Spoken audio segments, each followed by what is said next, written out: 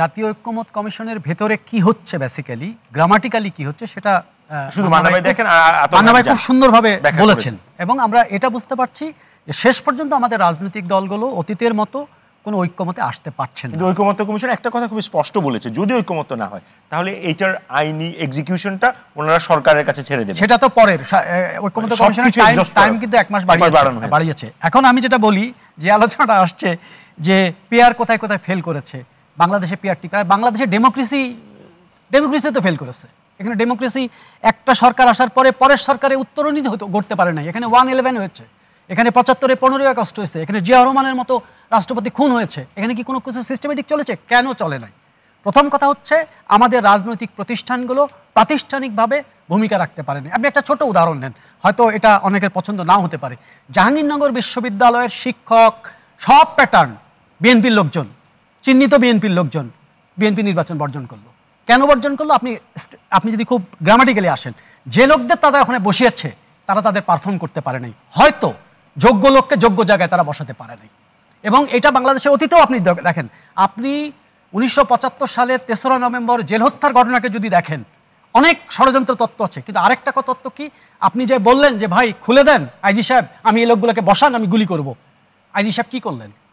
খুলে দিলেন, গুলি করলেন। তাহলে ওইখানকার যে প্রাতিষ্ঠানিক সক্ষমতা ছিল সেই সক্ষমতা কিন্তু ওয়ার্ক করে নাই। যোগ্য লোককে আপনি যোগ্য জায়গায় বসাতে পারেন নাই। মানে আমাদের কোথাও রাজনীতি প্রপারলি ফাংশন করতে পারেনি। আমরা আবার সেই আশঙ্কার মধ্যেই আসছি। আমার ভয়টা হচ্ছে ওই জায়গাতে। যেমন আজকে গতকালকের আলোচনায় আলী রিয়াজ সাহেব বলেছেন যে ফেব্রুয়ারিতে নির্বাচন না হলে নিরাপত্তা বিঘ্নিত হবে, জাতীয় নিরাপত্তা বিঘ্নিত হবে। আগে এই কথাগুলো অন্যরা বলতো, এখন ঐক্যমত্য কমিশন নিজেই বলছে, সরকার নিজেই বলতেছে। আবার গতকালকে স্বরাষ্ট্র মন্ত্রণালয়ে যে আলোচনা হয়েছে, সেই আলোচনায় গোয়েন্দা রিপোর্ট হচ্ছে যে 4 দফার যুগপৎ আন্দোলন অচলাবস্থার সৃষ্টি করতে পারে। এটা হচ্ছে গোয়েন্দা। আজকে আরেকটা সিগনিফিকেন্ট স্টোরি আছে, আপনি দেখেছেন কিনা জানি না, ইউরোপিয়ান ইউনিয়নের যিনি রাষ্ট্রদূত মাইকেল মিলার, উনি স্পষ্ট করেছেন আমরা আগামী বছর নির্বাচিত সরকারের সাথে কাজ করার জন্য অপেক্ষায় আছে। সেটা তো ধরেন নিশ্চিতভাবে সবাইকে অপেক্ষা থাকতে হবে, কারণ আমাদের বিনিয়োগ হচ্ছে না। এটা জাতিসংঘ সবাই বলবে, এটা আমরাও বলতেছি যে আমরা একটা নির্বাচিত সরকারের সাধারণ মানুষ হিসেবে থাকতে চাই।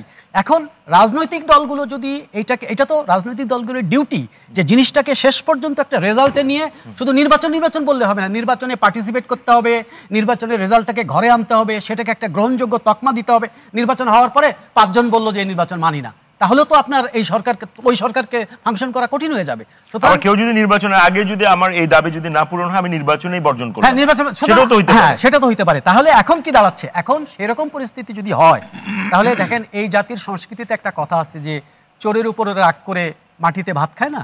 আমাদের রাজনৈতিক দলগুলো এখন চোরের উপর রাগ করতে যাচ্ছে, এবং এটার মূল জায়গাটা হচ্ছে নিজের হিসাব, এবং এক একটা পরিস্থিতি তাকে বাতাস দিচ্ছে। ধরেন এর মধ্যে যদি সরকার আরেকটা খেলা খেলে ফেলে, একটা সিটি কর্পোরেশন ইলেকশন দিয়ে দেয়, রাজনীতির পুরো গেম আবার দেখবেন পাল্টে যাইতেছে, ঠিক আছে, অন্যরকম খেলা শুরু হয়ে যাবে। তো সুতরাং আমার মনে হয় যে এখন রাজনৈতিক দলগুলোকে একটা বিশেষ দায়িত্বশীলতার পরিচয় দিবে। এখন ধরেন মান্না ভাই খুব দায়িত্বশীলতার পরিচয় দিলেন, আরেকজন খুব দায়িত্বশীলতার পরিচয়, তাতে কি পরিস্থিতির খুব উন্নতি হবে? এটা এখন বিএনপির উপরে বর্তাইছে।